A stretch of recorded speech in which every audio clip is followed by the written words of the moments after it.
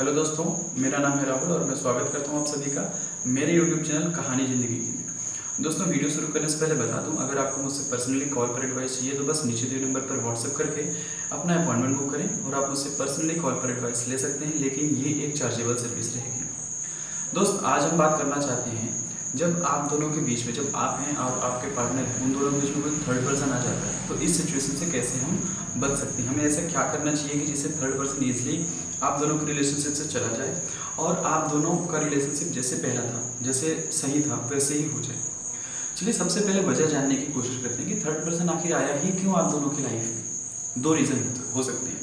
पहला रीज़न तो ये जो बेसिक रीज़न होता है और हर किसी की लाइफ में ही होता है, आप अपने पार्टनर को टाइम कम देते हैं। देखो यार दोस्त, सीधी सी बात है, अगर आपको 10 रोटी की भूख लगी है, आप सामने वाले को 2 रोटी दे रहे हो तो 8 रोटी वो कहीं और से लेगा।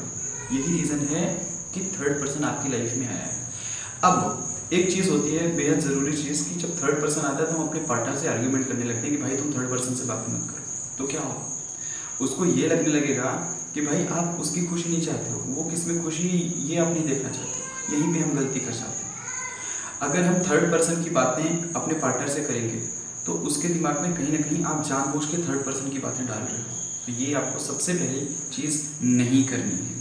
दूसरी चीज़, आपको आपके पार्टनर से लड़ाई नहीं करनी है। आपका पार्टनर आपको जितना भी टाइम दे रहा है, आपको स्पेस दे रहा है, आपको स्पेस नहीं भी दे रहा है, तो भी आपको अपने पार्टनर के साथ में रहना है, साथ में टाइम स्पेंड करना है। जितना भी दे रहा है उतना अपनी तरफ से अप्रोच बहुत ज़्यादा नहीं लगाना है। बातें करिए, लिमिटेड बातें करिए, ठीक है।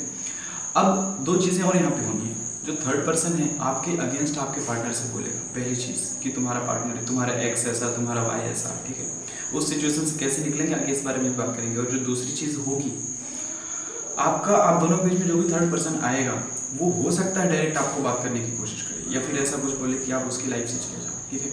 तो पहले केस में आते हैं कि यदि थर्ड पर्सन आपके पार्टनर से आपकी कुछ भली बुरी बातें कहता है ना, तो अब यदि आप अपने पार्टनर से बहुत ज़्यादा बातें करने लगोगे तो आप दोनों के बीच में फिर से लड़ाइयाँ होंगी और उसे मौका मिल जाएगा।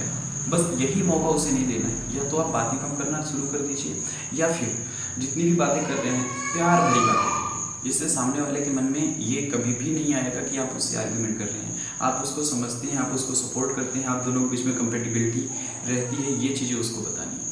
और साथ में एक बड़ी बेसिक सी चीज़ करनी है जो आप दोनों का रिलेशनशिप शुरू में हुआ करता है। शुरू में एज इन जब आपने उनके लिए रिलेशनशिप में आने के लिए एफर्ट्स डाले थे, वो एफर्ट्स उनको याद दिलाइए। साथ में बीता हुआ टाइम उनको याद दिलाइए। तो इससे आप दोनों की मेमोरी फिर से रिकॉल होनी है, ठीक है। जब मेमोरी रिकॉल हो जाएंगी तो वो खुद ही आपके बारे में सोचना ज़्यादा शुरू कर देंगे। और यदि वो आपसे बातें कर रहे हैं तो आप और गहरी बातें कीजिए। दोस्त देखिए, एक बड़ी बेसिक सी चीज़ होती है, चाहे लड़के हों चाहे लड़कियाँ हों, जब हम रिलेशनशिप में होते हैं ना तो हमें रात में बात करना बहुत अच्छा लगता है। तो हमें ये भी कोशिश करना है कि हम रात में बातें करें। जितनी लेट नाइट आप बातें करेंगे, जितनी लेट नाइट तक आप बातें करेंगे, उतना ही बेहतर रहेगा आपके लिए। आप उनके साथ इमोशनल हो सकते हैं, आप उनके साथ कनेक्टिंग फील कर सकते हैं, आप उनके साथ सपोर्टिव हो सकते हैं, वो आपके साथ कंपेटेबल फील करेंगे, आप दोनों बीच में आर्गुमेंट होने के चांसेस कम हो जाएंगे। आप अपनी लाइफ में फोकस करेंगे, वो अपनी लाइफ में फोकस करेंगी, दोनों के साथ आर्ग्यूमेंट वाला सीन बिल्कुल ही खत्म हो जाएगा, ठीक है। तो जितना कोशिश हो ज़्यादा से ज़्यादा लेट नाइट बातें करने की कोशिश करेंगे। और दूसरा, आपको लड़ना नहीं है, थर्ड पर्सन की बातें तो बिल्कुल नहीं करना है। ये तो आपके लिए जानबूझ के पैर में कुल्हाड़ी जैसा हो जाएगा, ठीक है। पैर में कुल्हाड़ी आप खुद मार रहे हैं।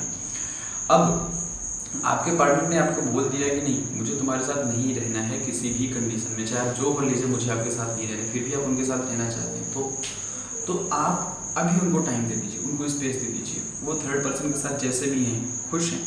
अभी एक सिचुएशन ऐसी भी आती है, इंसान हमेशा खुश नहीं रहता, तो उनकी थर्ड पर्सन के साथ आर्ग्यूमेंट होगी, तब तक आपको सिर्फ साइलेंट रहता है, पिन ड्रॉप साइलेंट बिल्कुल हो जाना है। इससे क्या होगा, जब भी वो खाली बैठेंगे थर्ड पर्सन के बारे में तो सोचेंगे, साथ में आपके बारे में सोचेंगे, फिर वो आपसे जब आपके साथ हुआ करते थे जो भी हसीन मोमेंट होते थे वो मोमेंट याद करेंगे, कंपेयर करेंगे कि पहले क्या था अब क्या है और वो किस वजह से थर्ड पर्सन के साथ है। तो ये 2 से 3 चीज़ें होती है। पहला तो आपको टाइम देना है, दूसरा आपको उनके साथ आर्गुमेंट नहीं करना है, तीसरा थर्ड पर्सन के साथ या थर्ड पर्सन के बारे में बातें नहीं करना है। यदि थर्ड पर्सन आपसे बातें करने की कोशिश भी करते हैं तो भी आपको बातें नहीं करना है थर्ड पर्सन से। अदरवाइज यहाँ भी 2 से 3 सिनेरियो बनते हैं। पहला तो थर्ड पर्सन आपके पार्टनर को आपके अगेंस्ट बातें बताएगा कि मैंने उससे बात करने की कोशिश की, देखो उसने भला बुरा कहा, भले ही आपने उससे उनके साथ आर्गुमेंट नहीं की, भला बुरा नहीं कहा, फिर भी क्यों? क्योंकि उसे आपका पार्टनर चाहिए, ठीक है। दूसरी चीज़ ये हो जाती है कि थर्ड पर्सन ये भी बोल सकता है कि वो आपसे लड़ाई करना चाहता है, ये या फिर वो किसी और के साथ इन्वॉल्व, मतलब आप किसी और के साथ इन्वॉल्व हैं, इस वजह से आप उसको छोड़ रहे हैं, इससे आपके पार्टनर के मन में आपके अगेंस्ट चीज़ें जन्म ले लेगी। तो ये भी आपको नहीं करना है, ठीक है। इन चीज़ों के अलावा आपको ये भी करना है, जितना हो सके ज़्यादा से ज़्यादा आपको सिर्फ अपने पार्टनर पे फोकस करना है, खुद पे फोकस करना है, और आपको अपने रिलेशनशिप के बारे में फोकस करना है बस।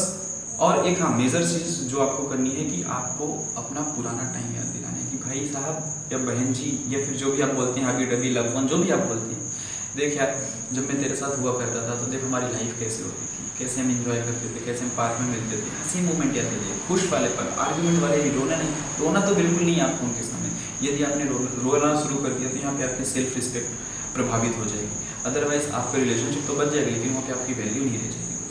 उम्मीद करता हूँ आज आपको कुछ नया जानने को मिला होगा, कुछ नया सीखने को मिला होगा। वीडियो पसंद आए तो लाइक करें, चैनल पे पहली बार आए हैं तो सब्सक्राइब करें, और वीडियो अपने दोस्तों के साथ शेयर जरूर करें ताकि उनकी भी हेल्प हो सके।